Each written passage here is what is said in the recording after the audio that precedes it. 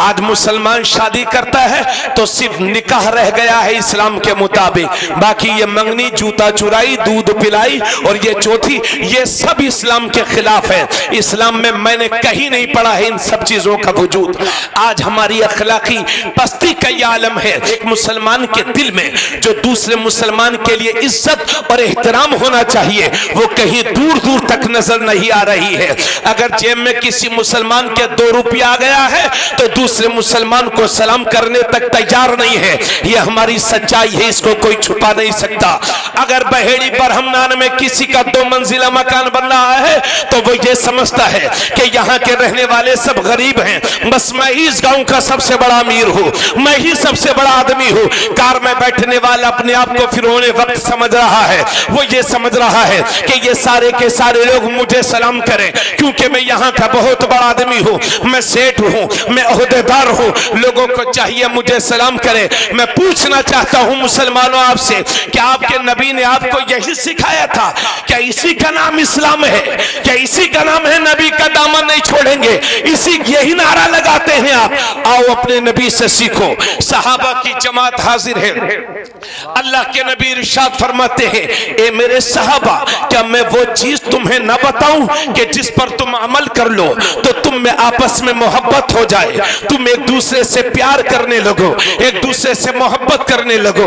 ए मेरे सहाबा, क्या वो चीज तुम्हें न बताऊं? तो सहाबा किराम अर्ज करते हैं, या रसूल अल्लाह जरूर बताएं वो बात कि जिस पर हम अमल कर लें तो हम में आपस में मोहब्बतें पैदा हो जाए। तो मेरे नबी इरशाद फरमाते हैं, अफ़शुस सलाम बैनकुम, अगर आपस में मोहब्बतें चाहते हो तो एक दूसरे को सलाम किया करो। जोर से बोलो सुभान अल्लाह। अफ़शुस सलाम बैनकुम, आका फरमाते हैं अगर एक दूसरे से मोहब्बत चाहते हो सलाम को फैलाओ, क्योंकि सलाम के जरिए से एक मुसलमान दूसरे मुसलमान से मोहब्बत करता है। यह आपके और हमारे नबी फरमाते हैं। आपसे पूछना चाहता हूं कि हमने अपने नबी की तालीम पर अमल किया?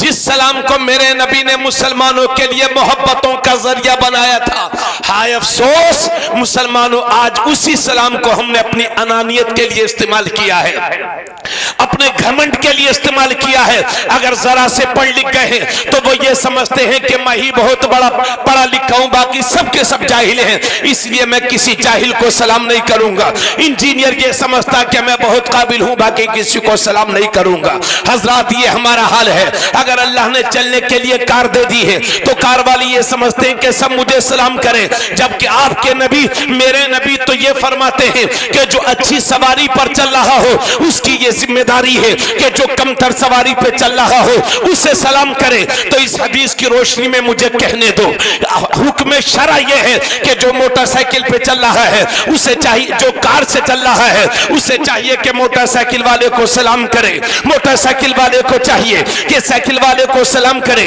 और जो साइकिल से जा रहा हो उसे चाहिए कि उसे सलाम करे जिसे अल्लाह ने साइकिल भी चलने के लिए नहीं दी है, उसके पास साइकिल भी नहीं है। हजरात गिरामी, मुक्तदी को चाहिए कि इमाम को सलाम करे, गैर आलिम को चाहिए कि आलिम को सलाम करे, छोटे को चाहिए कि बड़े को सलाम करे, बेटे को चाहिए कि बाप को सलाम करे। मगर आए अफसोस, हमने अपने नबी के पैगामे मोहब्बत को भुला दिया है। कि आपके नबी ने, हमारे नबी ने आपको यही सिखाया था क्या? यही वजह है सहाबा की जमात हाजिर है। कुछ सहाबा अर्ज करते हैं, या रसूल अल्लाह, जब 2 मुसलमान आपस में मिलते हैं तो उनमें पहले सलाम कौन करता है? तो नबी फरमाते हैं जब 2 मुसलमान आपस में मिलते हैं तो उनमें पहले सलाम वो करता है कि जिसका रिश्ता अल्लाह से मजबूत होता है, जिसका ताल्लुक अल्लाह से मजबूत होता है। माशाअल्लाह, नारे तकबीर, नारे रिसालत, मसलके आला हजरत जिंदाबाद जिंदाबाद। माशाअल्लाह माशाअल्लाह।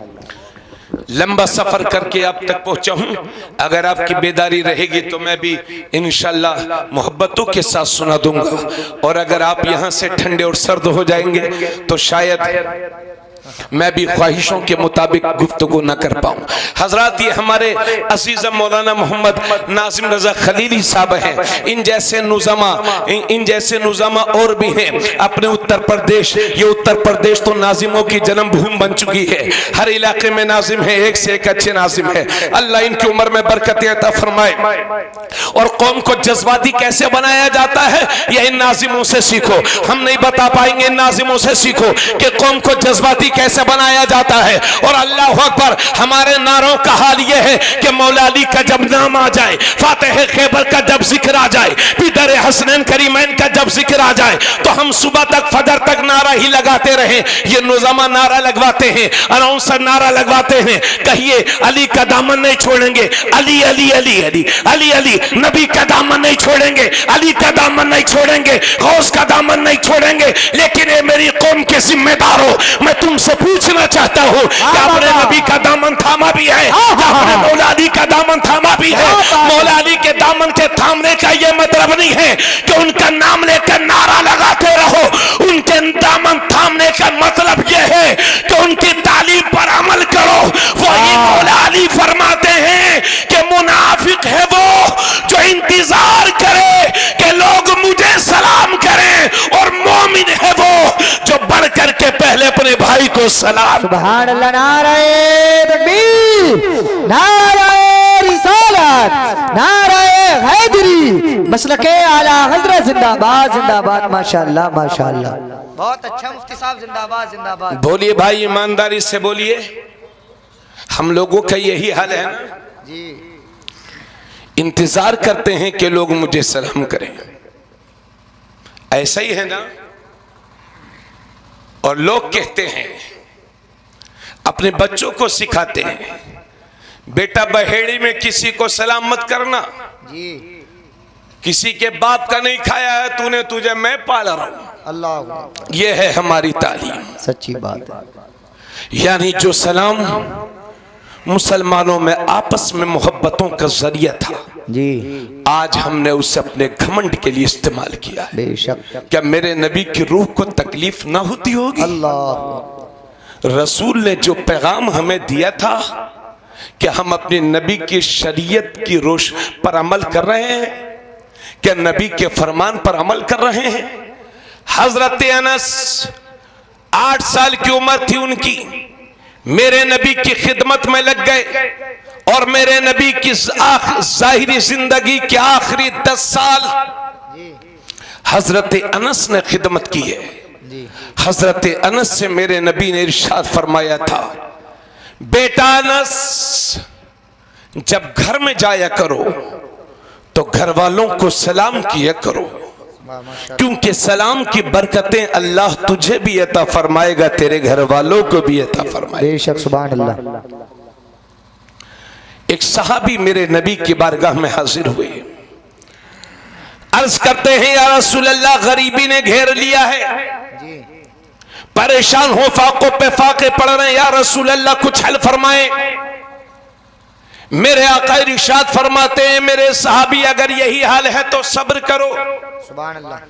वो सहाबी अपने घर चले गए, कुछ दिन के बाद फिर हाजिर होते हैं, अर्ज करते हैं, या रसूल अल्लाह, सब्र का पैमाना लबरेज हो गया है।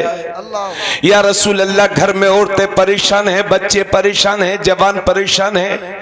या रसूल अल्लाह, घर का चूल्हा तक नहीं जल रहा है, फाकों पे फाके पड़ रहे। या रसूल अल्लाह, कुछ हल तो बता दीजिए।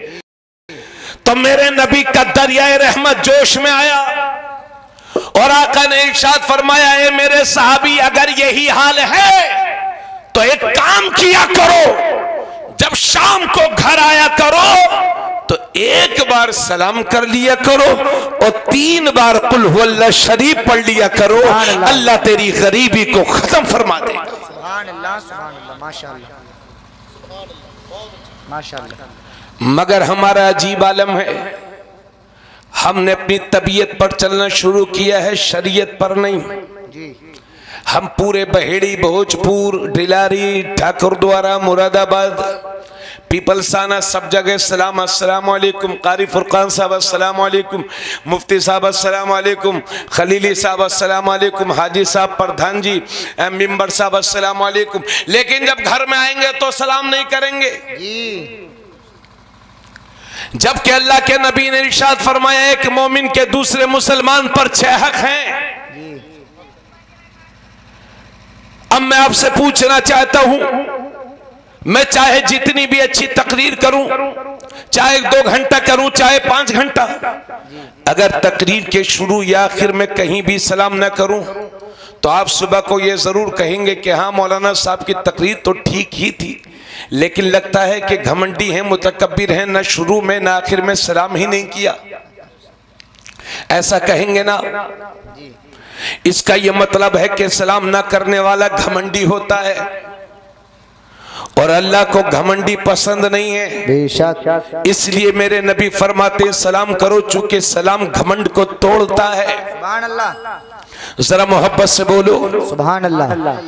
अब मैं पूछना चाहता हूं आप सबसे कि जब हम सबको सलाम करते हैं, आसपास के लोगों को सलाम करते हैं, बस्ती वालों को सलाम, उलमा को सलाम, कुर्रा को सलाम, हुफ़ाज़ को सलाम, हुज्जाज को सलाम, लेकिन अपने घर में नहीं आते, अपने घर में आते हैं तो अपने घर वालों को सलाम क्यों नहीं करते जी? हम अपनी बीवी को सलाम क्यों नहीं करते? अल्लामा सैयद नईमुद्दीन मुरादाबादी लिखते हैं अपने तफसीर में कि हिंदुस्तान में ये बहुत बुरी रस्म है कि हिंदुस्तान के मुसलमान अपनी बीवियों को सलाम नहीं करते। अल्लाहु अकबर। मैं कहां से आया हूं, आप कहां के हैं, लेकिन अगर मैं आपको सलाम ना करूं तो आप अपनी तौहीन समझेंगे। तो मेरा यह हक है कि आपको सलाम करूं, आपका यह हक है कि आप मेरे सलाम का जवाब दें। बेशक बेशक बेशक। तो वो हमारी बीवियां जो हमारे दिल के सबसे ज्यादा करीब हैं, हम उन्हें सलाम क्यों नहीं करते? आप बात है, जिंदाबाद जिंदाबाद, माशाअल्लाह। एक मौलाना कारी फुरकान साहब, एक मौलाना साहब मुझे मिले, जी। कहने लगे, तकरीर एक दिन सुन रहे थे मोबाइल में मेरी, तो कहने लगे यार आप सलाम की बात करते हैं, मैं तो अपनी बीवी को साल में 3 बार मारता हूं। अल्लाहु अकबर अल्लाहु अकबर। मैंने कहा भाई ये कुछ खुशी में, बोले अगर मारेंगे नहीं तो उस पर रौब कैसे जमेगा? हाँ, रौब कैसे जमेगा? मैंने कहा भाई तब तो आपको भारत रत्न मिलना चाहिए। अरे बीवियों को मारने वाला मर्द नहीं है, बेशक बेशक, बल्कि ना मारने वाला मर्द है। हक हक, जिंदाबाद जिंदाबाद। एक सहाबी अर्ज करते हैं या रसूल अल्लाह हमारी बीवियों का हम पर क्या हक है? तो नबी ने इरशाद फरमाया मेरे सहाबी तुम्हारी बीवियों का हक तुम पर यह है कि जो तुम खाओ वो उसी को उसको खिलाओ, बेशक बेशक, और जैसा तुम पहनो उसे पहनाओ, और अगर शरई जरूरत के पेश नजर बीवी को मारना पड़ जाए तो मेरे नबी फरमाते उस बिचारी के मुंह पे न मारो, उसे गाली न दो, उसे बुरा भला न कहो।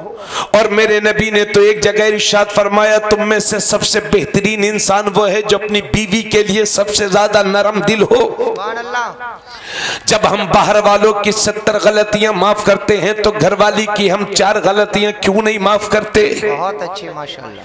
तो आज हम बीवियों को सलाम नहीं करते, जबकि मेरे नबी ने फरमाया जब घर में जाओ तो सलाम करो, लेकिन हम सलाम नहीं करते। तो अगर हम बीवी को सलाम करते तो लोग समझते हैं बीवी को सलाम वो करता है जो बीवी के दबाव में दबा रहता है। यह आपकी और हमारी सोच है, लेकिन हदीस शरीफ में मैंने पढ़ा है, अपने उलमा से सुना है, इस्लाम से साबित है कि जब मेरे नबी अपने घर में दाखिल होते थे तो अपनी बीवियों को सलाम किया करते थे। पता चला बीवियों को सलाम करने वाला बीवी का गुलाम नहीं होता, मेरे नबी का गुलाम होता। सुभान अल्लाह। नारे तकबीर, नारे रिसालत, मसलके आला हजरत, फैजाने आला हजरत, हजरत अल्लामा मुफ्ती तबरेज आलम साहिब किबला जिंदाबाद जिंदाबाद, माशाअल्लाह। तो आप मुझे बताइए बहेड़ी वालों, क्या हम लोग ऐसे ही जीते रहेंगे या फिर जिंदगी में कुछ तब्दीली भी आएगी? इंशाअल्लाह। आज से 20 साल पहले बहेड़ी और थी, आज और है। शायद कच्चे मकान कहीं बगौर देखने से मिले। अल्लाह ने आपको जब इतनी तरक्की दी है तो दीन के मामले में आप इतने क्यों पिछड़े जा रहे हो? अपने मिजाज में तब्दीली लाओ और अपनी तबीयत को शरीयत के मुताबिक जारी रखो। काम वही करो जो शरीयत को पसंद हो। हजरात, अब जरा गौर फरमाएं और तवज्जो फरमाएं। अर्ज ये है कि हमें चाहिए कि एक दूसरे को सलाम किया करें। और लगे हाथ तो एक बात और बयान कर दूं। हजरत अब्दुल्ला बिन सलाम कहते हैं कि जब नबी करीम सल्लल्लाहु अलैहि वसल्लम मदीना शरीफ तशरीफ लाए तो मैंने नबी की जबान से जो सबसे पहली बात सुनी वो ये थी। तवज्जो चाहूंगा। आका फरमाते हैं, जब आका हजरत अब्दुल्ला बिन सलाम कहते हैं कि जब नबी मदीना शरीफ तशरीफ लाए तो मैंने नबी की जबान से जो पहली बात सुनी मदीने में वो ये थी। आका ने फरमाया था, या अय्युहन्नास अफ्शु सलाम व अतिइमु त्ताम व सल्लू वन्नासु नियाम तदखुलूनल जन्नत बिसलाम। सुभान अल्लाह। नबी करीम, ए बेटा बच्चों तवज्जो सुन लीजिए। नबी ने इरशाद फरमाया, जब नबी मदीना शरीफ में आए तो हजरत अब्दुल्ला बिन सलाम कहते हैं कि नबी की जबान से जो पहली बात मैंने सुनी वो ये थी। आका ने इरशाद फरमाया, अफशु सलाम, सलाम को फैलाओ, व अतिइमु त्ताम, और खाना खिलाओ। और जब रातों को लोग सो जाएं तो रातों में उठ उठ करके अल्लाह की इबादत करो। तदखुलूनल जन्नत बिसलाम, ताकि तुम सलामती के साथ जन्नत में दाखिल हो जाओ। अल्हम्दुलिल्लाह, खाना खिलाने के मामले में सुन्नी बहुत आ गए। 11वीं शरीफ का पूरा महीना दावत खिलाते रहते हैं, खाते रहते हैं। ज़हे नसीब, आपकी किस्मत अच्छी है, आपने अपने नबी के फरमान पर अमल कर रहे हैं। लेकिन हजरात, हमारा आलम यह है कि ना हम सलाम करने के लिए तैयार हैं, ना एक मुसलमान दूसरे मुसलमान से मोहब्बत करने के लिए तैयार जी। आलम यह है, अभी मौलाना साहब हमारे कौन तकरीर फरमा रहे थे आपसे पहले? मुफ्ती दिलशाद साहब। हाँ, मुफ्ती दिलशाद मंजरी साहब बड़ा अच्छा बयान कर रहे थे। क्या रिश्तों को तोड़ो मत, रिश्तों को जोड़ो। हजरात, हमारी अखलाकी पस्ती का ये हाल है कि कोई घर ऐसा नहीं है कि जिसमें भाई भाई में लड़ाई ना हो। कोई खानदान ऐसा ना हो जो आपस में ही टूटा हुआ ना हो। भोजपुर में हमारे 5 दोस्त होंगे, बहेड़ी में 5 दोस्त होंगे, लेकिन जब घर में दाखिल होते हैं तो सबसे बड़ा दुश्मन अपना भाई। यह हमको लगता है। आओ सीखो अपने नबी से इस्लाम। आका ने इरशाद फरमाया, सिल मन क़तअका व उती मन हरमका वाफु अम्मन ज़लमका। नबी इरशाद फरमाते हैं कि जो रिश्ते को तोड़े तो तुम उसे जोड़ो। माशाअल्लाह, जरा जोर से बोलें। आप हजरात नात खानी में इतना नारा लगा चुके हैं कि शायद आपकी हिम्मत जवाब दे रही है। आज मैंने उनसे कहा था, सलीम भाई से, कि आज आपने नाते कम पढ़ी हैं। खैर, अगला वाला बस यहीं तक ठीक है। तो आप हजरात नात शरीफ सुना करें, सही नसीब अच्छी बात है। लेकिन मेरे भाई जो बातें कर रहे हैं, आप लोग आके बैठ जाओ, बाबू सुन लो। तो मेरे नबी इरशाद फरमाते हैं, जो रिश्ते को तोड़े तो तुम उसे जोड़ो। वऊती मन हरमा का, जो तुम्हें कुछ ना दे तुम फिर उसे दो। वाफु अम्मन ज़लमक, और जो तुम पर जुल्म करे उसको माफ कर दो। तो नबी इरशाद फरमाते हैं, जो तोड़े तो तुम उसे जोड़ो। लेकिन हम देख रहे हैं कि तोड़ने वाले ज्यादा हैं, जोड़ने वाले कम। जी। कोई घर ऐसा नहीं है कि जिसमें भाई भाई की 100% बनती हो। अगर ऐसे घर हैं तो उस घर के भाइयों को मैं सलाम करूंगा, और बड़े अच्छे हैं वो घर वाले। मगर हम तो जानते ही हैं, मैंने अर्ज किया ना कि इधर उधर तो हमारे 70 दोस्त होते हैं, लेकिन अपने घर में अपना भाई हमको दुश्मन मालूम होता है। जबकि तजर्बा इस बात का है कि दोस्तों की दोस्ती तब तक है जब तक जेब में वजन है, और भाई की मोहब्बत जिंदगी में भी साथ है, और परेशानियों में भी साथ, खुशियों में भी साथ। इसलिए मेरे दोस्तों, तोड़ने वालों को अल्लाह पसंद नहीं फरमाता। और तिर्मिज़ी शरीफ की हदीस सुन लो, आका इरशाद फरमाते हैं, जो रिश्ते को तोड़ता है अल्लाह उसे तोड़ता है, और जो रिश्ते को जोड़ता है अल्लाह। ये तिर्मिज़ी शरीफ जिल्द सानी की हदीस है। जो रिश्ते को तोड़ता है अल्लाह उसे तोड़ता है, और जो रिश्ते को जोड़ता है अल्लाह उसे जोड़ता है। तोड़ने वाले को कातिअ कहते हैं, जोड़ने वाले को वासिल कहते हैं। जोड़ने वाला वासिल, तोड़ने वाला कातिअ। और खुद मेरे नबी फरमाते हैं कि वासिल वो नहीं है कि आप मेरे घर आए और मैं आपके घर, उसे वासिल नहीं कहते, बल्कि वासिल वो है कि आप मेरे घर नहीं आ रहे हैं फिर भी मैं आपके घर जा रहा हूं, उसे वासिल कहते हैं। आज एक मुसलमान अपनी जिंदगी के आखिरी दिन गिन रहा है, बिस्तर अलालत पर है, मगर गर्दन तक डूबे हुए हैं हम घमंड में, दुनियादारी में।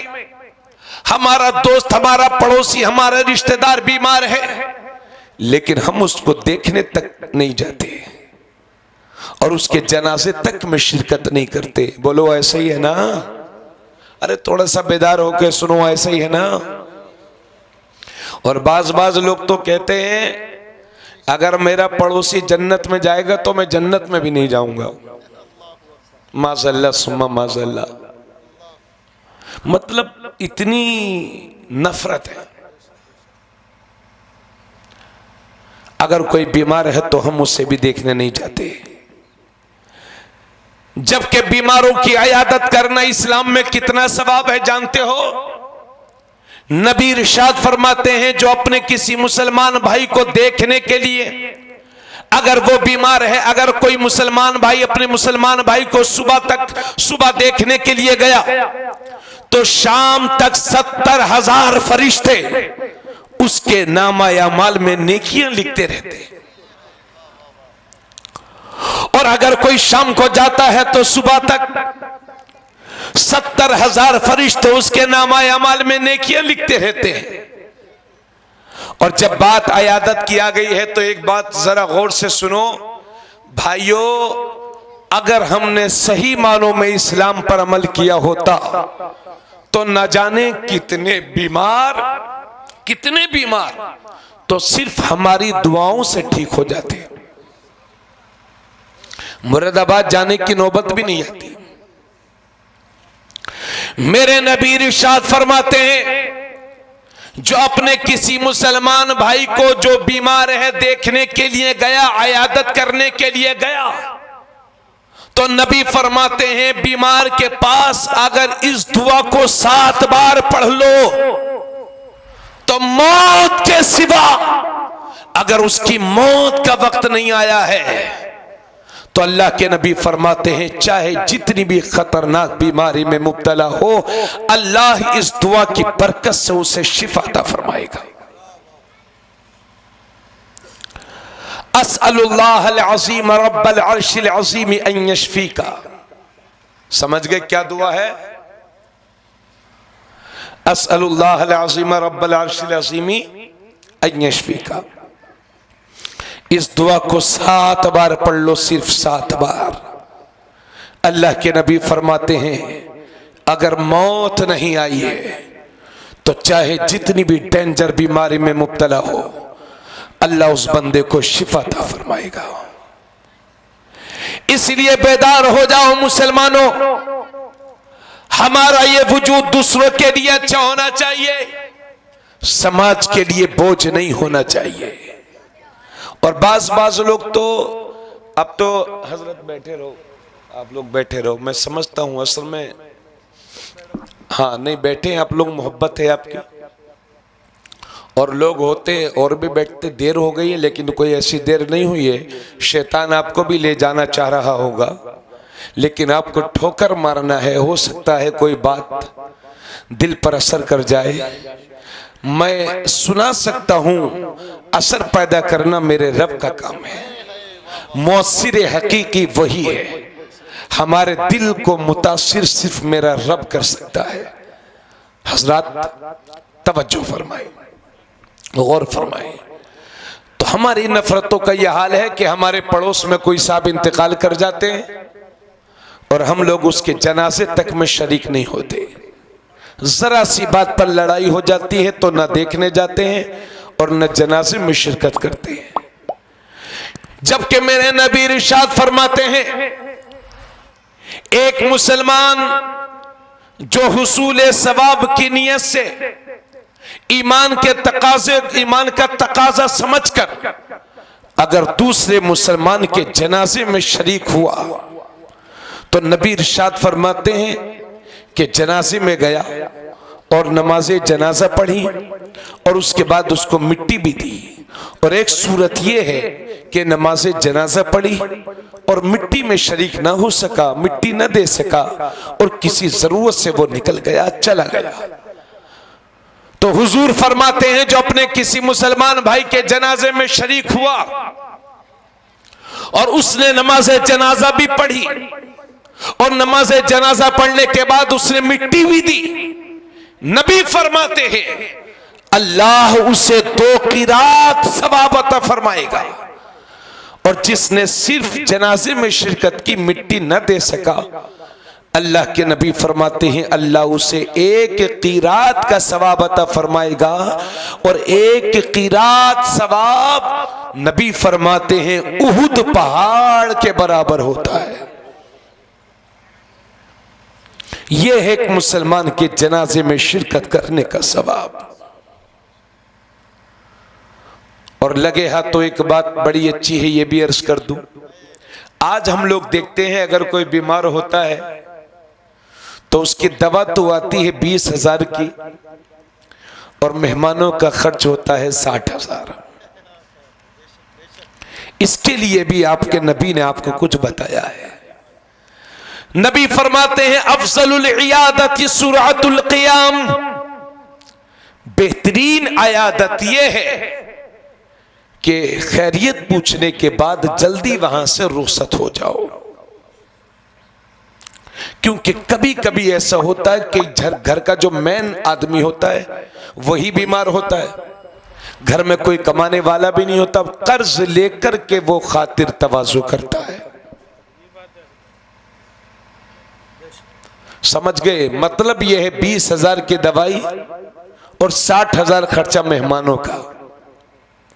यह आपको और हमको ज़ेब नहीं देता। आपके नबी और हमारे नबी ये फरमाते हैं बेहतरीन इयादत यह है किसी मरीज को देखने जाओ तो देखो और फौरन वहां से रुखसत हो जाओ। फौरन से मुराद ये है कि उसको बोझ ना लगे, उसको भारी ना गुजरे, है ना। कभी कभी ऐसा होता है कि घर में और भी लोग हैं, अल्लाह का दिया सब कुछ है, तो वहां खाने में कोई हर्ज नहीं है, लेकिन कोशिश करें आप कि आप कंडीशन मुझसे ज्यादा आप समझते हैं, हालात आप समझते हैं, इसलिए किसी बीमार के कंधों पर बोझ न डाला करो और खैरियत पूछ करके अपने घरों को रुखसत हो जाओ। बल्कि हम लोग शादी के मौके पर तो न्योता करते हैं, बल्कि इसको तो बीमारी के मौके पर करना चाहिए और न्योता नहीं करना चाहिए, बल्कि तोहफतन अपने भाई की मदद करना चाहिए।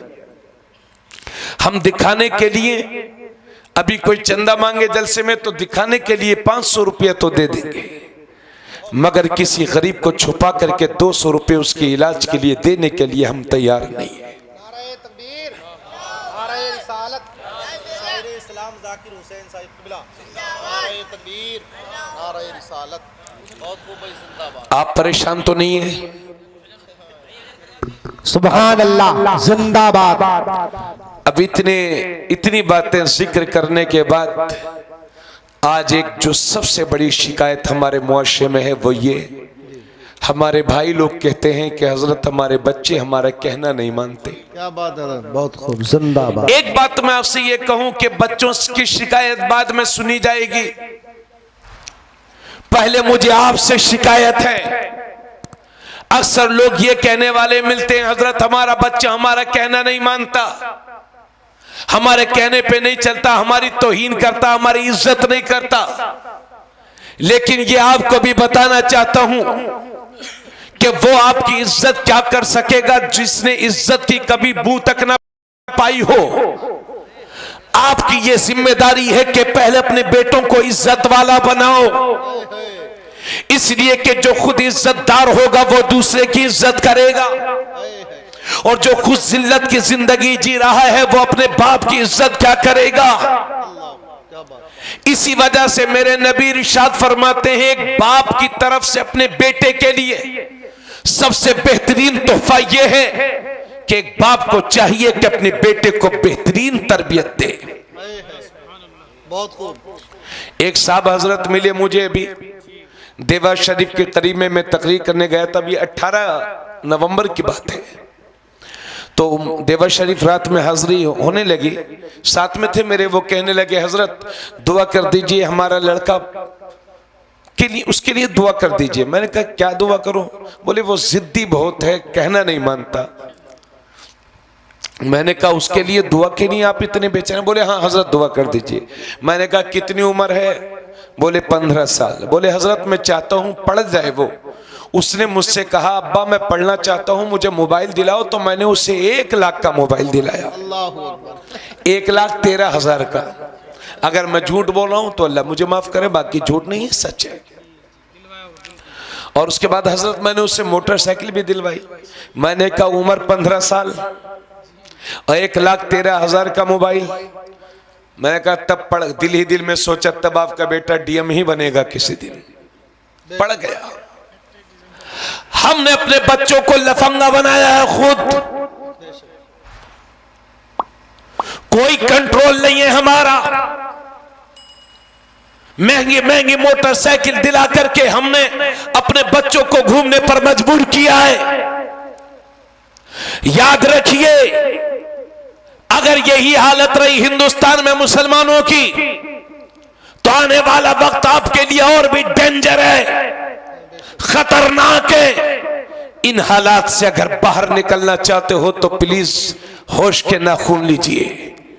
सच्चर कमेटी की रिपोर्ट यह बताती है कि 2.5% से भी कम पढ़े लिखे हैं मुसलमानों में। बेशक हक है। 3 से 4% मुसलमानों में पढ़े लिखे। समझ जाइए कि जिस कौम में 97-96% लोग बेपढ़े लिखे हो उस कौम का हश्र क्या होगा।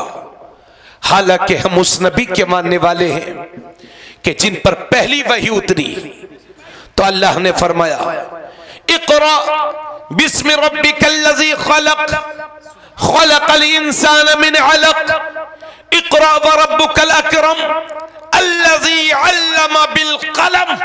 बेशक नबी पर जब पहली वही उतरी है तो उसमें पढ़ने का जिक्र है और कलम का जिक्र है। सुभान अल्लाह। थोड़ा सा बोल दीजिए ताकि मुझे लगे मैं नारे तकबीर, नारे रिसालत, फैज़ाने आला हजरत, फैज़ाने गौसियत, सरजमीने बहेड़ी बिरहमनान, नारे तकबीर, नारे रिसालत। तो हम तालीम के मामले में इतने पिछड़े हुए हैं, जबकि हम उस नबी के मानने वाले हैं कि जिन्होंने मक्का शरीफ में ऐलान नबुव्वत किया था तो सिर्फ 17 लोगों को लिखना आता था, सिर्फ 17 लोगों को। और वही मेरा पैगंबर 23 साल तबलीग करके जब ज़ाहिरी दुनिया से रुखसत होता है तो 1.25 लाख सहाबाए किराम के हाथ कलम से सजे हुए थे। वाह जिंदाबाद। जिन्हें लिखना भी आता था, जिन्हें पढ़ना भी आता था। जंग बदर के मौके पर 70 मुश्रिकीन का कत्ल हुआ। 70 काफिर गिरफ्तार किए गए, 70 मुशरिक गिरफ्तार किए गए और 70 मुशरिकीन का कत्ल हुआ। हजरात गिरामी, आका ने इरशाद फरमाया, आका ने इरशाद फरमाया जो मुशरिकीन गिरफ्तार किए गए थे, आका ने इरशाद फरमाया हजरत उमर से, उमर इनकी क्या सजा होनी चाहिए? तो हजरत उमर, उनके तेवर तो आप जानते ही हैं, कहने लगे या रसूल अल्लाह इन्होंने आपको इतनी तकलीफें दी हैं, इतनी तकलीफें दी हैं कि बर्दाश्त से बाहर हैं। या रसूल अल्लाह इनका सर कलम कर दिया जाए, इनको कत्ल कर दिया जाए। लेकिन मेरे आका को ये बात पसंद नहीं आई तो हजरत अबू बकर सिद्दीक से कहा, अबू बकर तुम्हारा क्या ख्याल है, इन लोगों को क्या सजा दी जाए? तो हजरत अबू बकर कहते हैं या रसूल अल्लाह ले दे करके ये अपने ही रिश्तेदार हैं, हो सकता है अल्लाह आगे चल के इन्हीं के जरिए से दीन को फरोग अता फरमाए। तो या रसूल अल्लाह ऐसा किया जाए, इनका कत्ल न किया जाए बल्कि इनसे जुर्माना ले लिया जाए। तो मेरे नबी ने जुर्माना लागू फरमा दिया। तो जो जुर्माना अदा करने के काबिल थे उन्होंने फिदिया अदा कर दिया, और जिनके पास इतना पैसा नहीं था कि फिदिया अदा कर दे तो अल्लाह के नबी ने फरमाया इनमें पहचानो कि कौन कौन पढ़े लिखे हैं। इन मुश्रिकीन में देखो देखो कि कौन कौन पढ़े लिखे हैं। जो जो पढ़े लिखे थे अल्लाह के नबी ने उनकी ड्यूटी ये लगाई कि इनमें का एक काफिर जो पढ़ा लिखा है मुसलमानों के 10 बच्चों को पढ़ा दे और रिहाई का परवाना हासिल करे। ये हमारे पैगंबर है, जिंदाबाद। अल्लाह के नबी इरशाद फरमाते उतलुबुल इल्म लौ कान बिस्सीन, इल्म हासिल करो अगरचे तुम्हें चाइना का सफर करना पड़े, इल्म हासिल करो।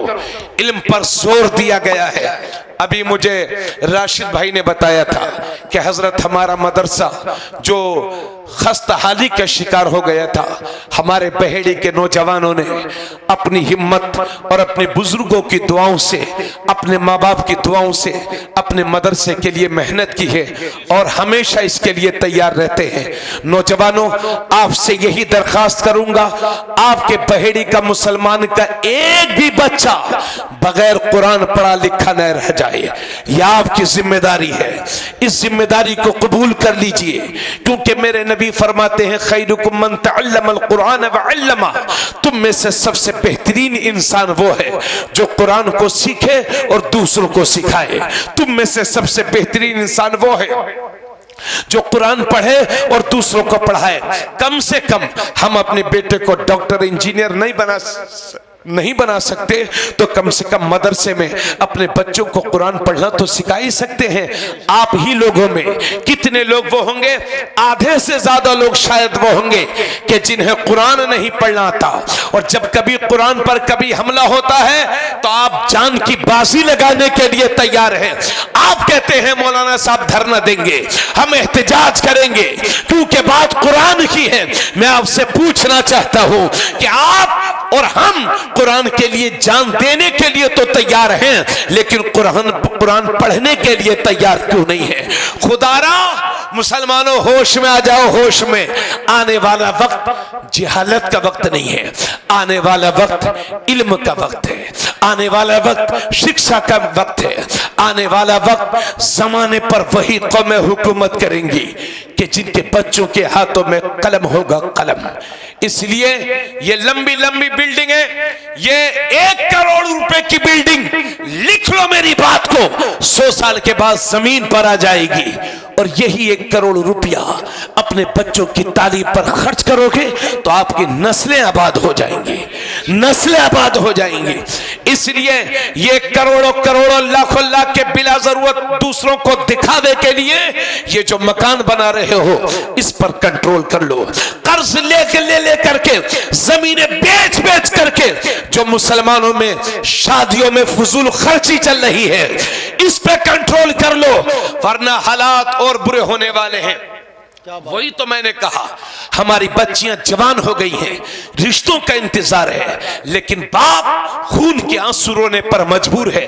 कहां से लाए वो जमीन 10 लाख की, कहां से लाए वो जमीन, कहां से लाए 15 लाख? उसको तो कोई कर्ज देने के लिए तैयार ही नहीं। नारे तकबीर, अरे हाथ तो उठा लो भाई। नारे तकबीर, नारे रिसालत, फैजाने आला हजरत, फैजान गौसियत खतीब हिंदुस्तान, नारे तकबीर, नारे रिसालत। अल्लाह का शुक्रिया है। तवज्जो चाहूंगा, इस्लाम दीन फितरत है। जुमलों को नोट करो नौजवानों, इस्लाम दीन फितरत है। ये जिनसी ख्वाहिश भी इंसान की फितरत में मौजूद है और इसको पूरा करने का जरिया इस्लाम ने निकाह को रखा है और निकाह को निहायत आसान फरमा दिया है। इस्लाम ने सिर्फ इजाब और कबूल का नाम निकाह है, सिर्फ इजाब और कबूल का नाम निकाह है।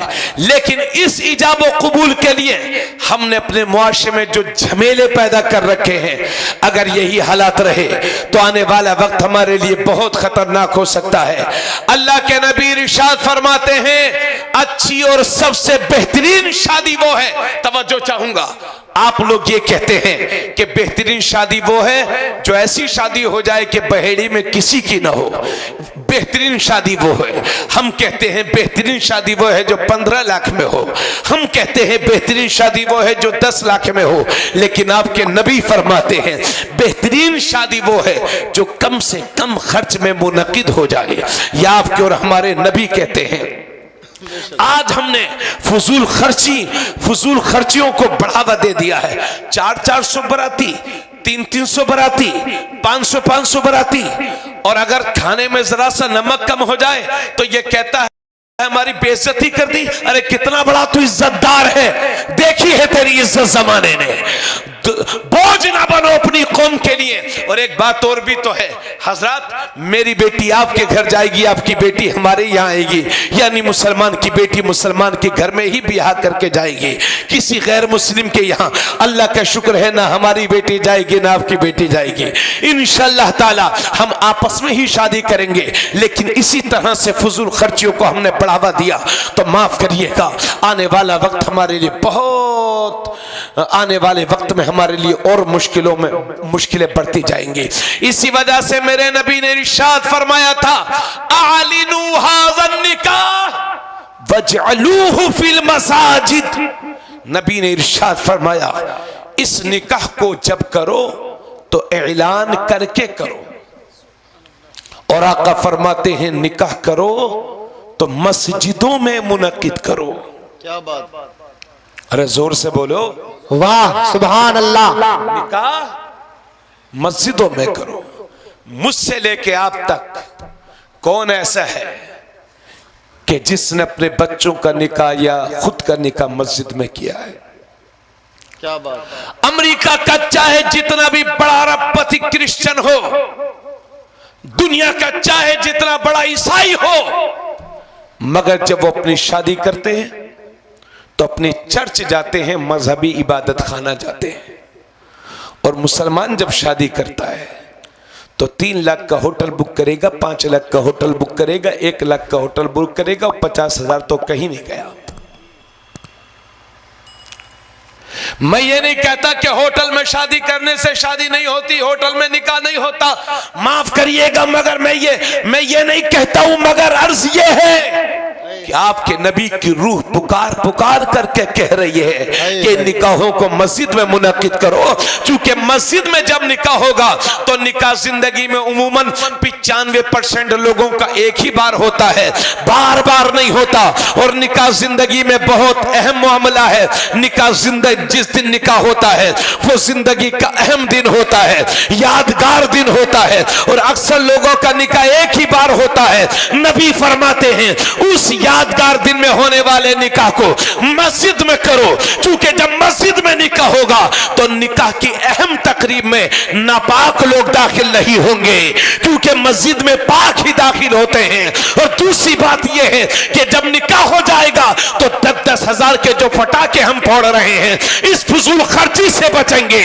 और तीसरी बात यह है कि जब मस्जिदों में निकाह होगा तो जब हम दुआएं करेंगे तो हदीस में है कि अल्लाह के मुकद्दस फरिश्ते भी हमारी दुआओं के साथ आमीन कहेंगे और हमारा जिंदगी में बेड़ा पार हो जाए। नारे तकबीर, नारे रिसालत, उर्से दादा मियां, उर्से दादा मियां, नारे तकबीर, नारे रिसालत।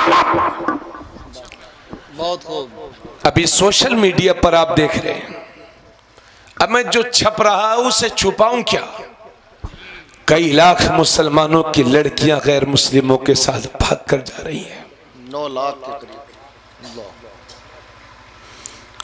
क्यों? क्योंकि हम सही वक्त पर अपनी बच्चियों की शादी नहीं कर पा रहे। बेशक हक। नौजवानों का अजीब आलम है।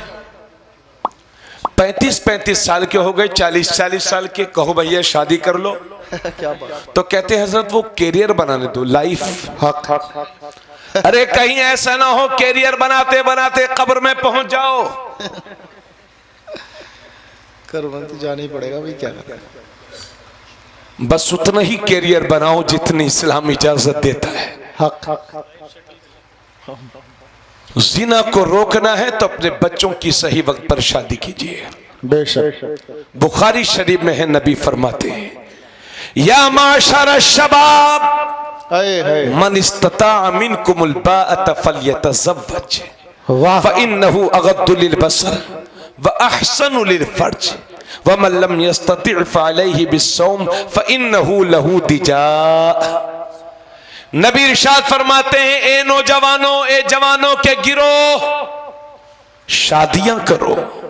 तुम में से जो इस्तिताअत रखता है उसे चाहिए कि शादी करे, क्योंकि ये शादियां अजनबिया औरतों की तरफ निगाहों को जाने से बचाती हैं। ये शादियां शर्मगाहों की हिफाजत करती हैं। और नबी फरमाते हैं, तुम में जो शादी की इस्तिताअत नहीं रखता, यानी या तो नामर्द है या अपनी बीवी का खर्च नहीं बर्दाश्त कर सकता, नबी फरमाते हैं फ़अलैहि बिस्सौम, उसे चाहिए कि रोजा रखा करे, चूंकि रोजा शहवत को तोड़ता है। बेशक बेशक। मेरे नबी इरशाद फरमाते हैं, घटिया तरीन जिंदगी जी रहा है वो जो कुंवारा है, और जिल्लत की मौत मरेगा वो जो कुंवारा होकर के मरेगा। मतलब यह है कि शादी की उम्र हो गई थी, शऊर हो गया था, अल्लाह ने सब कुछ दिया था, उसके बावजूद भी शादी नहीं कर रहा है, इसी कुंवारगी के आलम में मर गया। नबी फरमाते हैं जिल्लत की मौत मरेगा वो। अल्लाह अकबर, अल्लाह। समझ गए? अच्छा एक बात बताइए, अगर बहेड़ी में पाबंदी लगा दी जाए कारी फुरकान साहब कि 100 साल तक शादी नहीं होगी किसी की, तो मुझे बताइए 100 साल के बाद बहेड़ी भारत के नक्शे से खत्म हो जाएगा कि नहीं? बेशक बेशक। ऐसे ही पूरे हिंदुस्तान में पाबंदी लगा दो, 100 साल तक किसी की शादी नहीं होगी और कोई बच्चा नहीं पैदा होगा। 100 साल में भारत खत्म हो जाएगा, 2-4 हजार बुढ़िया बुढ़े बचेंगे, वो भी 10-20 साल में निपट जाएंगे। बेशक बेशक। तो सच्चा भारतीय वो है जो शादियां करके बच्चों को पैदा करके भारत की आबादी में योगदान दे रहा है। और जितने ये कुंवारे घूम रहे हैं ये भारत की धरती के लिए बोझ है। अल्लाह अकबर। बेशक। अब तो ट्रेंड चला है कि साहब अब कि साहब उसकी शादी नहीं है, वो तो इस पोस्ट पर है, वो तो इस, अरे ये पोस्टों के चक्कर में ना पड़ो। इस्लाम कहता है शादियों को आसान करो। नबी फरमाते हैं सबसे बेहतरीन शादी वो है जो कम से कम खर्च में मुनक़िद हो जाए। हजरात आज हमारी बच्चियां जवान हो गई मगर शादी नहीं हो पा रही, इतना पैसा कहां से लाए? 4-4 बच्चियां बाप के सामने हैं, रात को रजाई में मुंह छुपा छुपा करके रो रहे हैं, गरीब।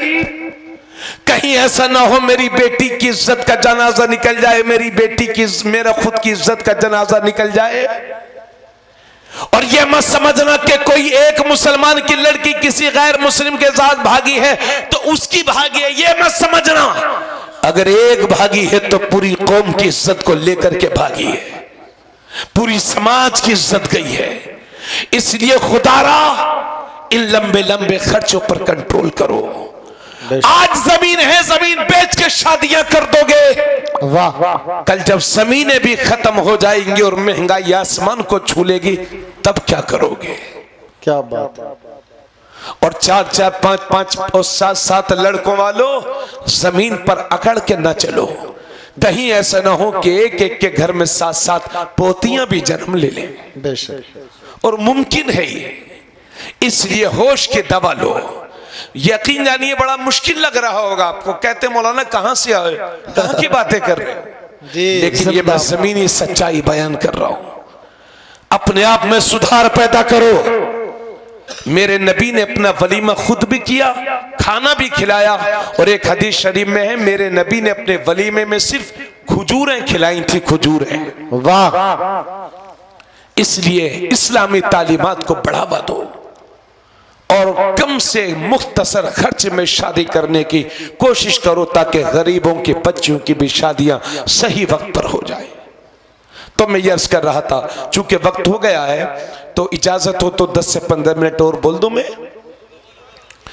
हाँ, मैं एक बात और सुन लीजिए। मैं माँ बाप के ताल्लुक से अर्ज कर रहा था कि इस्लाम में अल्लाह ने कुरान में अपनी इबादत के बाद अगर सबसे ज्यादा बार किसी का हुक्म दिया है तो माँ बाप की फरमाबरदारी का हुक्म दिया है।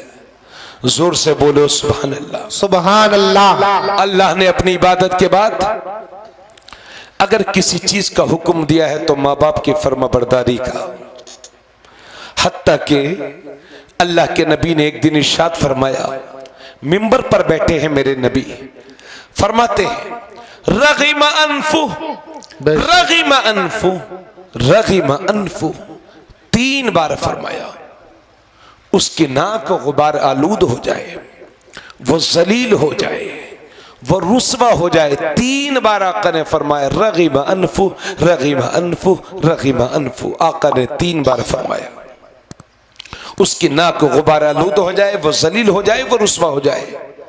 सहाबा डर गए, घबरा गए, अर्ज करते हैं या रसूल अल्लाह कौन जलील हो जाए? आका ने फरमाया मन अदरका वालिदैहि इंदल किबरी अहदुहुमा औ किलाहुमा सुम्मा लम यदखुलिल जन्नह। आका फरमाते हैं जिसने बुढ़ापे में अपने माँ बाप दोनों को या दोनों में से एक को पाया और उनकी खिदमत करके जन्नती न बन सका, उसकी नाक गुबार आलूद हो जाए, वो जलील हो जाए। एक हदीस में मेरे आका इरशाद फरमाते हैं जिसने इस हालत में सुबह की कि उसके माँ बाप उससे खुश हैं, यानी फरमाबरदारी, माँ बाप की फरमाबरदार है वो बंदा, नबी फरमाते हैं ऐसे शख्स के लिए सुबह ही को जन्नत के दोनों दरवाजे खुल जाते हैं। और अगर उन दोनों में से कोई एक जिंदा है तो एक दरवाजा खुलता है, दोनों जिंदा हैं तो दोनों दरवाजे खुलते हैं। फिर एक मेरे नबी फरमाते हैं जिसने इस हालत में सुबह की कि उसके माँ बाप उससे राजी नहीं हैं, तो नबी फरमाते हैं सुबह ही को उसके लिए जहन्नम के दो दरवाजे खुल जाते हैं। अगर दोनों जिंदा हैं तो 2 दरवाजे, अगर एक जिंदा है तो 1 दरवाजा। एक सहाबी अर्ज करते हैं या रसूल अल्लाह अगरचे माँ बाप अपने बच्चों पर जुल्म करें, अगरचे अपने बच्चों पर जुल्म करें, अगरचे अपने बच्चों पर जुल्म करें, तो मेरे नबी 3 बार फरमाते हैं व इन ज़लमा हो, व इन ज़लमा हो, व इन ज़लमा हो। हाँ हाँ, अगर माँ बाप अपने बच्चों पर जुल्म करें, 3 बार नबी ने फरमाया अगरचे जुल्म करें, अगरचे जुल्म करें, अगरचे जुल्म करें, लेकिन अगर वो खुश हैं तो अल्लाह खुश है, अगर वो नाराज है तो अल्लाह नाराज है। नारे रिसालत खतीबे हिंदुस्तान, नारे तकबीर, नारे रिसालत। 4 लाख रुपया लग रहा है हज करने में, मगर गरीबों आपका हज तो आपके घर में ही हो जाएगा। नबी इरशाद फरमाते हैं जिसने एक बार, ये मिशकात शरीफ की हदीस है, जिसने एक बार मोहब्बतों के साथ अपने माँ बाप का चेहरा देखा, ज़ियारत की, नबी फरमाते हैं अल्लाह उसे 1 हज मकबूल का सवाब अता फरमाएगा। हज मकबूल नबी ने फरमाया, अल्लाह उसे एक हज मकबूल का सवाब अता फरमाएगा। तो भाइयों, सबके हज थोड़ी कबूल होते हैं। और हज मकबूल किसे कहते हैं? हज मकबूल उस हज को कहते हैं जो अल्लाह की बारगाह में कबूल हो गया हो। हज मकबूल उस हज को कहते हैं जिसे मेरे रब ने कबूल फरमा लिया हो। तो जिसका हज कबूल हो गया हो, हदीस शरीफ में है, ऐसा हाजी जिसका हज कबूल हो गया हो 400 लोगों को अपने साथ जन्नत में लेके जाएगा। 400 लोगों को। मगर भाइयों, सबके हज थोड़ी कबूल होते हैं। ये गरीबों की जमीन मार के बैठा है और चला है हज करने, अल्लाह से बंदे के हज को कबूल नहीं फरमाएगा। पड़ोसी की जमीन पर कब्जा कर रखा है, चला है उम्रा करने, ऐसा उम्रा मुंह पर मार दिया जाएगा। दाढ़ी लंबी कर ली है, सूद पे सूद खा रहा है और दिखावे के लिए हज करने जा रहा है, अल्लाह से बंदे के हज को कबूल नहीं फरमाएगा। अगर किसी गरीब को सताया है और चला है हज करने, तो जब तक माफी नहीं मांग लेगा, अल्लाह से बंदे के हज को कबूल नहीं फरमाएगा। और भाइयों, ये काबा शरीफ में जो हजरे अस्वद लगा हुआ है ना, जिसे ब्लैक स्टोन कहते हैं, संगे अस्वद कहते हैं, ये एक जन्नती पत्थर है। जब जन्नत से आया था तो बिल्कुल सफेद था, वाइट था, लेकिन गुनाहों को चूसते चूसते काला पड़ गया है। तो अल्लाह ने संगे अस्वद में यह तासीर रखी है कि गुनाहों को चूसता भी है और उल्टा सप्लाई भी करता है। हजरात, हम तो ये देख रहे हैं, आजकल लोग कहते हैं यार ये हाजी है कि पाजी है।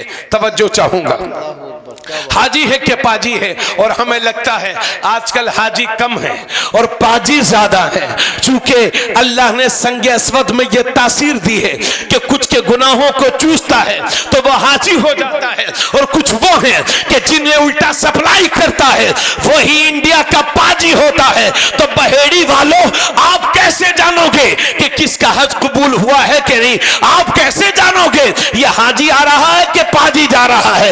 आप कैसे जानोगे ये जो हज को जा रहा है इसका हज कबूल भी हुआ है कि नहीं? तो हमारे उलमा फरमाते हैं कि हज के कबूल होने की पहचान ये है कि बंदा जैसा हज करने जाए और जब पलट के वापस आए और पहले से भी ज्यादा नेक हो जाए, तो समझ लो कि हज कबूल हो गया है। नारे तकबीर, नारे रिसालत। अरे भाई, सर्दी ज्यादा लग रही है। पहले बेनमाजी था, अब नमाजी हो गया है, समझ लो हज कबूल हो गया है। पहले शराब पीता था, अब तौबा कर ली है, समझो हज कबूल हो गया है। पहले चेहरे पर दाढ़ी नहीं थी और अब चेहरे पर सुन्नत मुस्तफा है, समझ लो कि हज कबूल हो गया है। पहले लोगों को गाली दिया करता था, अब जबान पर काबू कर लिया है, समझ लो कि हज कबूल हो गया है। पहले लोगों पर जुल्म करता था, अब बाज आ गया है, समझ लो कि हज कबूल हो गया है। पहले जमीन मार के गया था, अब हज से आने के बाद वो जमीन जो कब्जा की थी वो वापस कर दी है, समझ लो कि हज कबूल हो गया है। तो 4 लाख रुपया खर्च करने के बाद भी कोई गारंटी नहीं कि हज कबूल हुआ है कि नहीं। लेकिन नबी फरमाते हैं सिर्फ एक बार अपने माँ बाप को मोहब्बत से देख लो तो अल्लाह एक हज मकबूल का सवाब अता फरमाएगा। इतने में एक सहाबी खड़े हो गए और अर्ज करते हैं, या रसूल अल्लाह, अगर कोई एक दिन में 100 बार अपने माँ बाप को देखे तो कितना सवाब? नबी फरमाते हैं अल्लाह उसे 100 हज मकबूल का सवाब अता फरमाएगा। जिंदाबाद, जिंदाबाद। बहुत खूब, बहुत अच्छा। एक सहाबी थे नौजवान, अल्लाह के नबी की बारगाह में पहुंचे। बस मैं खत्म कर रहा हूं, आप थोड़ी देर और समाप्त कर ले। एक सहाबी मेरे नबी की बारगाह में पहुंचे, नौजवान सहाबी थे, नौजवान। अर्ज करते हैं, या रसूल अल्लाह, मेरे बाप ये चाहते हैं कि मैं सारा पैसा उनको दे दूं। या रसूल अल्लाह, मैं उनके खर्च भर बराबर देता हूं, उनकी खिदमत करता हूं, लेकिन वो मेरा माल लेना चाहते हैं। और एक सहाबी हाजिर हुए एक मौके पर, अर्ज करते हैं, या रसूल अल्लाह, मेरे बाप ने कुछ पैसा कर्ज ले लिया था, वो देते नहीं। आज भी बाज लोग अपने अब्बा को कर्ज देते हैं। हाँ, तो एक सहाबी नौजवान हाजिर हुए, या रसूल अल्लाह, मेरे बाप मेरा सारा पैसा लेना चाहते हैं। मेरे भी बच्चे हैं या रसूल अल्लाह। अल्लाह के नबी ने अपना कासिद भेजा, बुलाओ इसके बाप को। वो बूढ़े सहाबी हुजूर की बारगाह में हाजिर होते हैं। बड़े अच्छे शायर थे। रास्ते में जब घर से चले तो रास्ते में दिल ही दिल में उन्होंने कुछ अशार कह दिए जो बाप और बेटे की मोहब्बत के ताल्लुक से होते हैं। अल्लाह के नबी की बारगाह में हाजिर हो गए। मेरे नबी की बारगाह है और हाजिर हो गए। इतने में हजरत जिब्राइल आए, अर्ज करते हैं या रसूल अल्लाह, ये जो बूढ़े सहाबी आपकी बारगाह में आए हैं, इन्होंने कुछ अशार भी अपने दिल में कहे हैं या रसूल अल्लाह। अभी इनके कानों ने भी वो अशार नहीं सुने हैं या रसूल अल्लाह, इनसे वो अशार सुन लीजिए। अब वो साहब मेरे नबी फरमाते, हाँ साहबी सुनाओ। यानी जो नौजवान साहबी थे उनके बाप आए थे, उन्होंने अशार लिखे थे। अल्लाह के नबी ने फरमाया वो अशार सुनाइए जो आप दिल ही दिल में कहते हुए चले आ रहे थे। अब नबी के उस बूढ़े सहाबी ने अशार सुनाना शुरू किए और मेरे नबी की आंखों से अश्क जारी हो गए। इधर वो अशार सुना रहे हैं और इधर मेरे नबी की आंखों से आंसू जारी है। तड़प तड़प के सुना रहे हैं वो सहाबी। और उनके अशार का मफहूम ये था, या रसूल अल्लाह, अगर रात में इसे कुछ तकलीफ हो जाती थी तो या रसूल अल्लाह, हम अपने सीने पर लेकर के इसको लेटा करते थे। अगर ये पेशाब कर देता था तो घर में कोई दूसरा बिस्तर ना होता तो या रसूल अल्लाह, गीले बिस्तर पर इसके पेशाब की जगह पर हम लेटते और अपने सीने पर इसको लिटा करके इसको गर्मी देते थे। या रसूल अल्लाह, ये सोचते थे कि जब ये बड़ा हो जाएगा तो हमारी परेशानियों के इजाले का सबब बनेगा, हमारे लिए आराम का जरिया बनेगा। इस तरीके से वो सहाबी सुनाते जा रहे हैं, खुद भी रोते जा रहे हैं और मेरे नबी भी रोते जा रहे हैं। मेरे नबी को रोते रोते जलाल आ गया और मेरे नबी बैठे हुए थे, उठे और उस नौजवान सहाबी का कॉलर पकड़ के फरमाया, अंता वमालू का लिया भी का फज़हब, भाग जा, तू और तेरा माल सब तेरे बाप का है। ये वो है, ये इस्लाम है भाइयों, इस्लाम। देखिए, इस्लाम ने आज हमें अपने माँ बाप का एहतराम सिखाया, मगर हम देख रहे हैं आजकल के ये नौजवान बंबई जाते हैं, दिल्ली जाते हैं, पंजाब जाते हैं तो दोस्तों से तो मिलके जाते हैं, लेकिन माँ दरवाजे पे खड़े होकर चिल्लाती रहती है, अरे बेटे अपनी माँ से एक बार हाथ तो रखवा जा। मगर ये माँ की तरफ चेहरा फेरने के लिए भी तैयार नहीं है। दोस्तों की खातिर ये अपने माँ बाप सभी मुलाकात को तर्क कर देता है। मेरे दोस्तों, इस्लाम ने ही अपने माँ बाप का अदब सिखाया है। अफसोस ये है कि आज गैर मजहब के लोग जब अपने घर से कहीं बाहर जाते हैं या घर से बाहर आते हैं तो अपने माँ बाप के पैर छू के जाते हैं, चूम और उनके हाथ चूम के जाते हैं। मगर हाय अफसोस, जिस इस्लाम ने दुनिया को माँ बाप का अदब और एहतराम सिखाया, आज उसी के मानने वाले अपने माँ बाप के हाथ चूमते हुए शर्मा रहे हैं। हजरात, आप पीरों का हाथ चूमते हो, हम लोगों के हाथ चूमते हैं, तो क्या हम आपके लिए आपके माँ बाप से ज्यादा कीमती हैं? यकीनन नहीं। इसलिए मेरे भाइयों, अपने माँ बाप से मुसाफहा किया करो, अपने वालिद से तो उनके भी हाथ चूमा करो, और जब घर से निकलो या आओ तो अपनी माँ से सर पे हाथ रखवाया करो, क्योंकि माँ के दिल में जो आपके लिए जगह है वो किसी और के सीने में नहीं हो सकती। अगर आप किसी पीर को 1 लाख रुपया भी दे देंगे ना, 1 लाख रुपया, तो वो पीर साहब ये सोचेंगे 1 लाख का मैं करूं क्या, 1 लाख और हो जाए तो जमीन ले लूं। ये सभी के हाल है। लेकिन माँ एक वाहिद ऐसा सीना है जो बिना किसी लालच के अपने बेटे के लिए वो दुआ करती है जो कायनात का कोई दूसरा बंदा नहीं कर सकता। इसलिए जीते जी अपने माँ बाप को ना भुलाओ भाइयों। और ये मेरे नबी फरमाते हैं, नबी कि जो अपनी जिंदगी में अपने माँ बाप के लिए दुआ करना छोड़ देता है, अल्लाह उसके रिस्क में कमी अता फरमाता है। जो अपने माँ बाप के लिए दुआ करना छोड़ देता है उसके रिस्क में कमी आने लगती है। अगर माँ बाप जिंदा हैं तो उनकी लंबी उम्र की दुआ और बीमारियों से शिफा की दुआ, और अगर वो दुनिया से चले गए हैं तो फिर उनकी मगफिरत की दुआ। और ये मत सोचिएगा कि माँ बाप का इंतकाल हो गया तो बस उनका रिश्ता हमसे टूट गया, 40वां हो गया बात खत्म, पहली बरसी हो गई बात खत्म। नहीं, आला हजरत ने एक हदीस शरीफ नकल की है अपनी किताब में, फरमाते हैं कि हर पीर के दिन और जुमेरात के दिन बंदों के अमाल अल्लाह की बारगाह में पेश किए जाते हैं, और हर जुमे के दिन लोगों के अमाल नबियों की बारगाह में और उनके माँ बाप की बारगाह में पेश किए जाते हैं। अगर बच्चों के अमाल अच्छे होते हैं तो कब्र में माँ बाप की रूह को सुकून मिलता है और खुशियों से उनका चेहरा चमकने लगता है, और अगर बच्चों के अमाल अच्छे नहीं हैं तो कब्र में भी उनको तकलीफ होती है। तो मेरे भाइयों, कम से कम जीते जी माँ बाप को सुकून न दे सके तो मरने के बाद तो उनकी रूह को तकलीफ न दो। आपका रिश्ता आपके माँ बाप से न दुनिया में खत्म होगा ना उनके दुनिया से जाने के बाद खत्म होगा।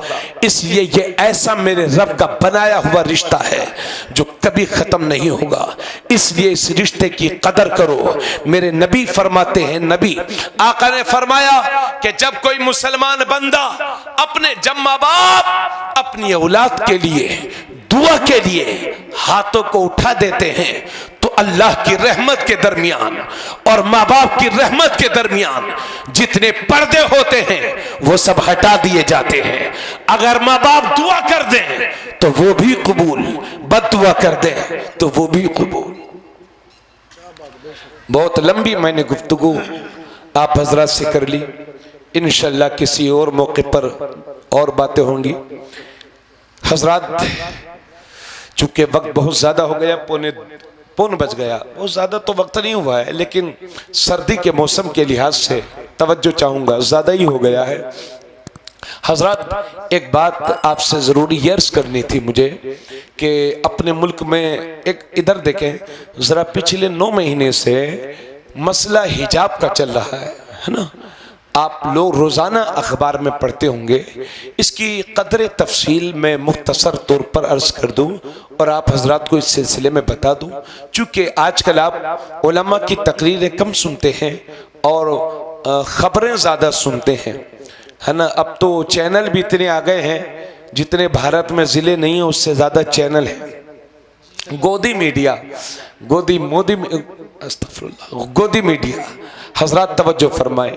ये जब मसला हिजाब का पिछले साल कर्नाटक से उठा था, 10 महीने पहले हमारी बच्चियां कपड़ा सर से लपेट करके पढ़ने जाया करती थी स्कूल में, बर्दाश्त नहीं हुआ और इंतशार बर्पा कर दिया और हिजाब के मामले में इतना शोर बर्पा किया, ऐसा लगता कि हिजाब कोई बुरी चीज है।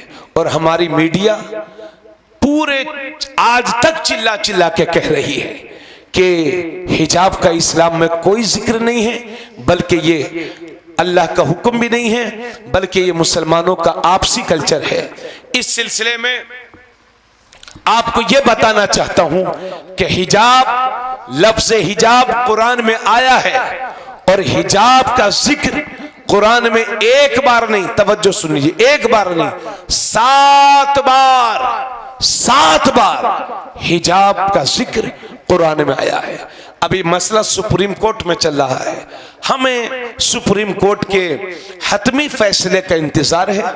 उम्मीद है कि इंशाअल्लाह हमारी चाहतों के मुताबिक आएगा, और अगर हमारी शरीयत के खिलाफ आया तो हमारे दानिश्वर हजरात अपने वकला की टीम तैयार करेंगे और इंशाअल्लाह सुप्रीम कोर्ट और पूरी दुनिया के सामने अपनी बात रखेंगे तो सुप्रीम कोर्ट के फैसले का इंतजार है।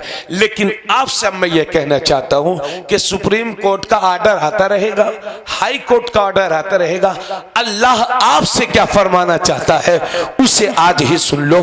कहीं ऐसा ना हो कि मेरी ये कौम के नौजवान, मेरी ये कौम के जिम्मेदार ये टीवियां देख देख करके गुमराह ना हो जाए, कहीं ऐसा ना हो जाए। इसलिए मैं आपके लिए अल्लाह का हुक्म सुना रहा हूं। अल्लाह ने कुरान में फरमाया, या अय्युहन नबी कुल्ली अज़वाजिका व बनातिका व निसाइल मोमिनीन युदनीना अलैहिन मिन जलाबिबिहिन।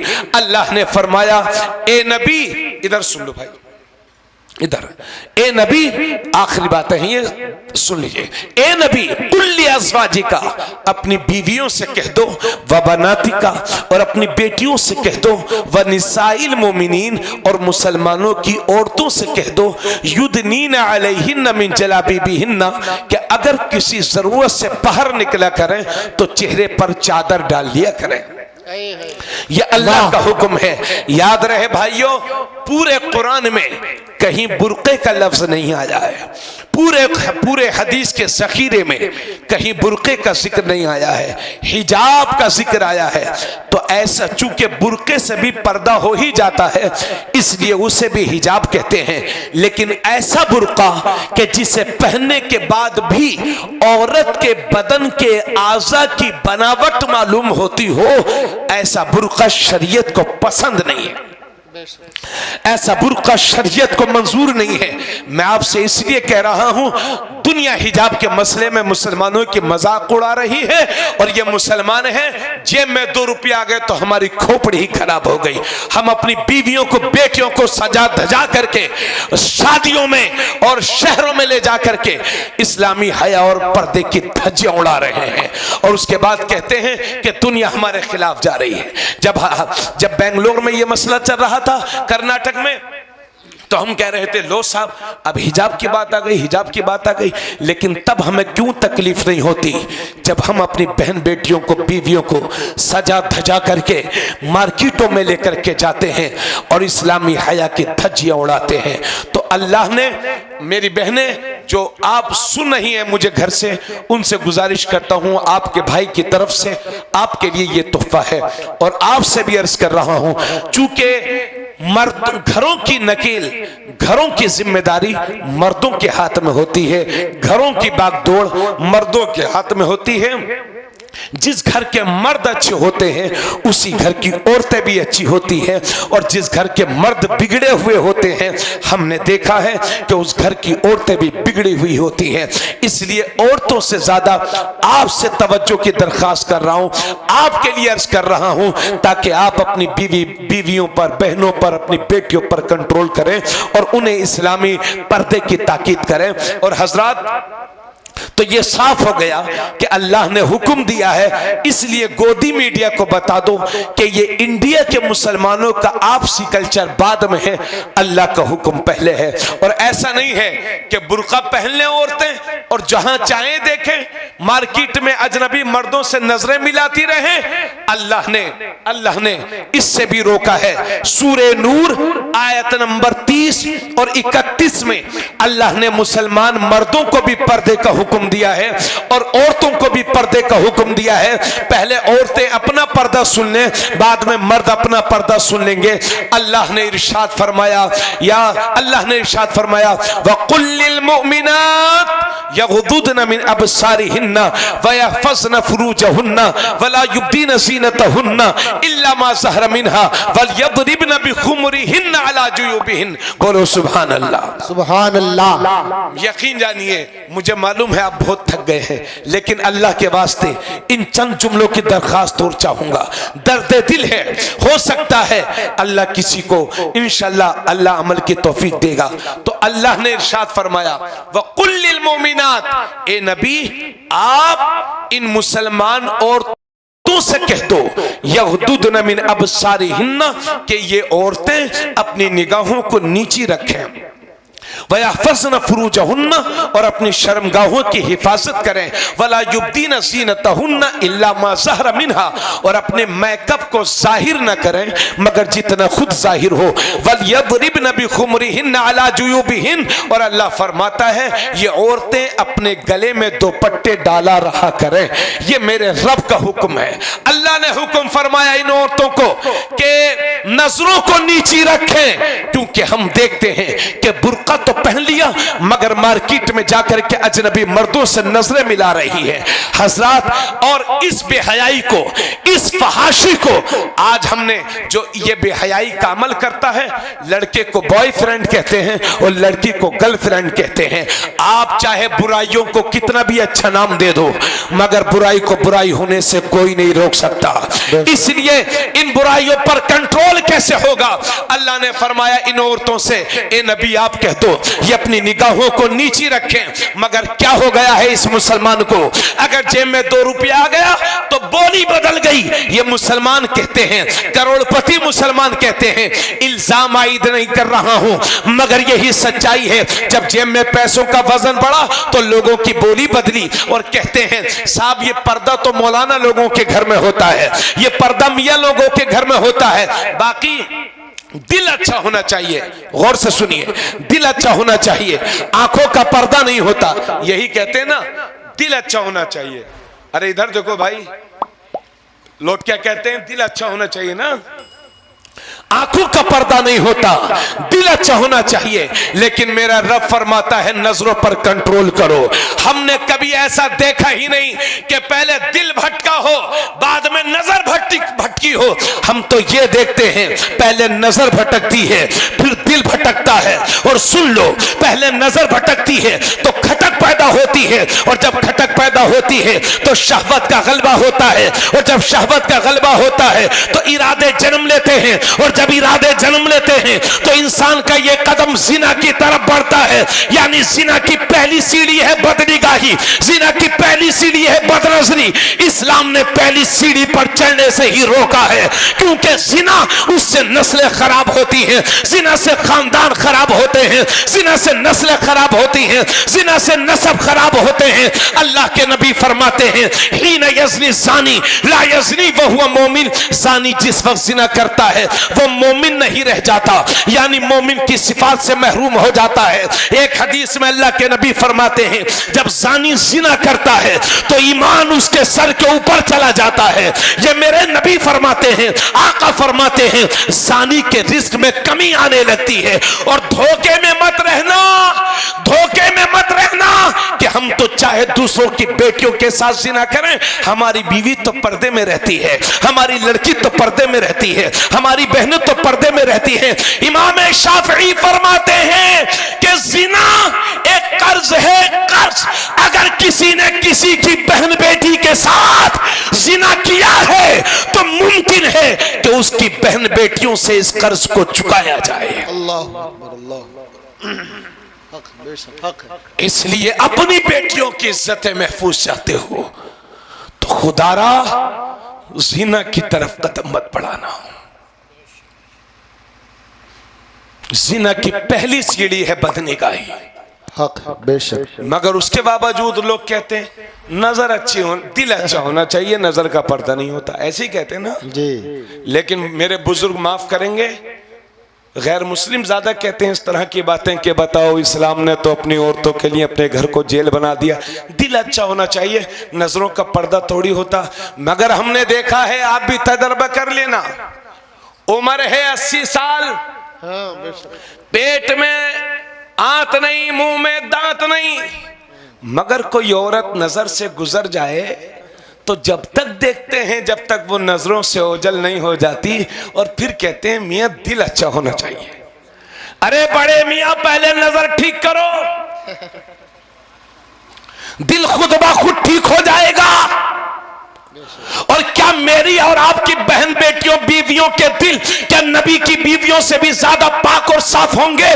तिरमिजी शरीफ की हदीस है, मेरे नबी तशरीफ फरमा है, साथ में नबी की दो बीवियां हैं, एक का नाम है हजरत मैमूना और दूसरे का नाम है हजरत उम्मे सलमा। ये दोनों बीवियां नबी की खिदमत में हैं। इतने में सामने से एक नाबीना साहबी चले आ रहे हैं, नाम है उनका हजरत अब्दुल्ला इब्ने मक्तूम, जिनकी ज़ाहिरी बसारत जा चुकी थी, वो नाबीना थे। नबी के घर की तरफ आ रहे हैं। जब नबी ने देखा कि अब्दुल्ला इब्ने मक्तूम आ रहे हैं तो अपनी दोनों बीवियों से फरमाया, पर्दे में हो जाओ, हिजाब कर लो, आड़ कर लो, चूंकि अब्दुल्ला इब्ने मक्तूम आ रहे हैं, पर्दे में हो जाओ। तो हजरत उम्मे सलमा से रहा ना गया, अर्ज करती हैं, या रसूल अल्लाह, ये अब्दुल्ला इब्ने मक्तूम ही तो हैं, ये तो नाबीना है, ये हमें देख थोड़ी रहे हैं। तो नबी ने फरमाया, उम्मे सलमा, अगर ये तुम्हें नहीं देख रहे तो तुम तो इनको देख रही हो। नारे तकबीर, नारे रिसालत, सरजमीने वहेड़ी,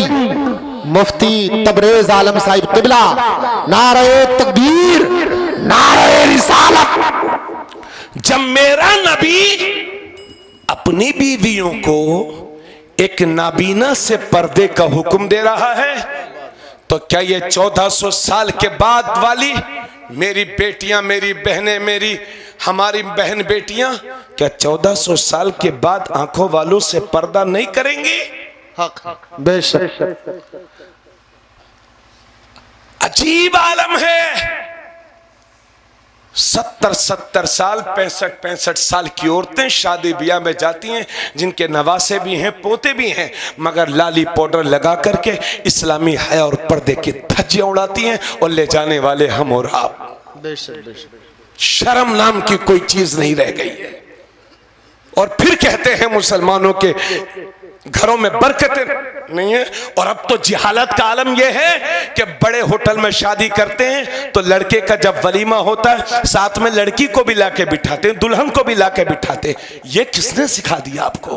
कहां हो आप? क्या यही सिखाया आपको आपके नबी ने, या आपने गैर मुस्लिमों से क्या क्या सीख रखा है? इसलिए होश की दवा करो मुसलमानों और सीखो। नबी की एक सहाबिया है, नबी की एक सहाबिया। आज हमारे घर में किसी का इंतकाल हो जाए तो ये औरतें ऐसा रोती हैं, ऐसा रोती हैं, इन्हें होश नहीं रहता कि मेरा दुपट्टा कहां पड़ा हुआ है, चादर कहां पड़ी हुई है, बाल खुले हुए हैं, सीना खुला हुआ है, बेटी अलग रो रही है, बहन अलग रो रही है, पोती अलग रो रही है, बीवी अलग रो रही है, हाय तौबा मचाई हुई है, पर्दे का कोई ख्याल नहीं। आओ सीखो नबी की सहाबिया से, नाम है उम्मे खल्लाद। उनका जवान बेटा हुजूर के साथ जंग में गया हुआ था, वहीं पर शहीद हो गए। और जब उनकी मां को पता चला उम्मे खल्लाद को कि मेरा बेटा शहीद हो गया है, तो हुजूर की बारगाह में गई तो पूरे पर्दे के साथ, पूरे हिजाब के साथ, पूरे इस्लामी वकार के साथ हुजूर की बारगाह में गई। शिकायत करने नहीं गई थी, अपने बेटे के ताल्लुक से कोई मसला पूछने गई थी। पूरे पर्दे के साथ सहाबा ने देखा तो हैरत की इंतहा ना रही। सहाबा बोल उठे, उम्मे खल्लाद, तेरे जवान बेटे की लाश पड़ी हुई है, तेरा जवान बेटा, तेरे जवान बेटे की लाश पड़ी हुई है और तूने इस हालत में भी पर्दा कर रखा है।